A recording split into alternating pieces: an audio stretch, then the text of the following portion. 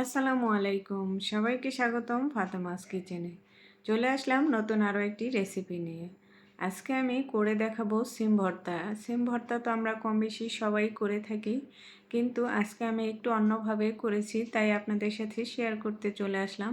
আর এই ভর্তাটা করার জন্য এখানে নিলাম আমি কিছু পরিমাণে সিম, 2টা ছোট সাইজের টমেটো, 2টা ছোট সাইজের আলু, 3টা কাঁচামরিচ আর 3 কোয়া রসুন। আর এখন এখানে দিয়ে দিচ্ছি পরিমাণ মতো পানি।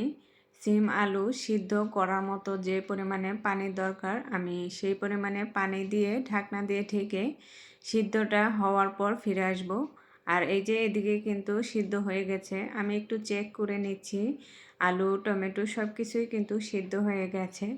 এখন আমি এই সিম আলু টমেটোটাকে আরও একটু ভেজে নেব, যে সিম আলুর গায়ে যে পানিটা আছে সেটা একটু শুকিয়ে নেব, তাহলে ভর্তাটা করার পর কিন্তু খেতে আরও বেশি ভালো লাগবে।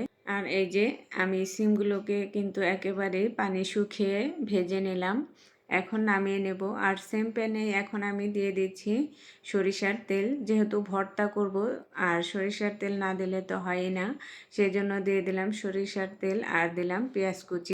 আর ভর্তাতে তো একটু বেশি পরিমাণেই পেঁয়াজ দিতে হয়, সেই জন্য একটু বেশি পরিমাণেই পেঁয়াজ দিয়ে দিলাম। আর এখানে দিয়ে দিলাম আমি একটু কালো জিরা। এই কালো জিরাটা দিলে ভর্তার টেস্ট অনেক বেশি ভালো আসে। আর এখন দিয়ে দিচ্ছি পরিমাণ মতো লবণ, আর একটু কালারের জন্য এখানে আমি হলুদ ব্যবহার করেছি। হলুদটা দিলে ভর্তার কালারটা অনেক বেশি সুন্দর আসে। আর এখানে যে সিম আলু টমেটো সিদ্ধ করে রেখেছি সেগুলো আমি হাত দিয়ে একটু চটকে নিয়েছি। আর এখন চটকে নেওয়া ভর্তাটা পেঁয়াজের মধ্যে দিয়ে ভালোভাবে নেড়েচেড়ে মিশিয়ে নেব। আর এখানে কিন্তু আমি কাঁচামরিচ ব্যবহার করেছি, তারপরও এখন আরও একটু শুকনো মরিচ দিয়ে দেবো। এই দুইটা দিয়ে ভর্তাটা করলেই কিন্তু ভর্তার টেস্টটা অনেক বেশি ভালো আসে। আর এই মরিচটা দেওয়ার পর কিন্তু আমি ভালোভাবে নেড়েচেড়ে ভেজে নেব। এখন শুধু কাজই হচ্ছে যে ভর্তাটা একটু ভাজা ভাজা করে নেওয়া। আর এই যে ভর্তাটা কিন্তু ভাজা ভাজা হয়ে গেছে, নামানোর আগে দিয়ে দিচ্ছি ধনেপাতা। আর এই শীতের দিনে ধনেপাতা যে কোনো কিছুতেই কিন্তু অনেক বেশি ভালো লাগে, বিশেষ করে কাঁচা ভর্তা। আমার ঘরে তো প্রতিদিন বলতে গেলে যে এই ভর্তাটা করতে হয়, আমার বাচ্চারা আমার হাজব্যান্ড খুবই পছন্দ করে ধনেপাতার কাঁচা ভর্তাটা। যাই হোক, এদিকে কিন্তু আমার ভর্তাটা রেডি হয়ে গেছে, আমি নামিয়ে নিলাম।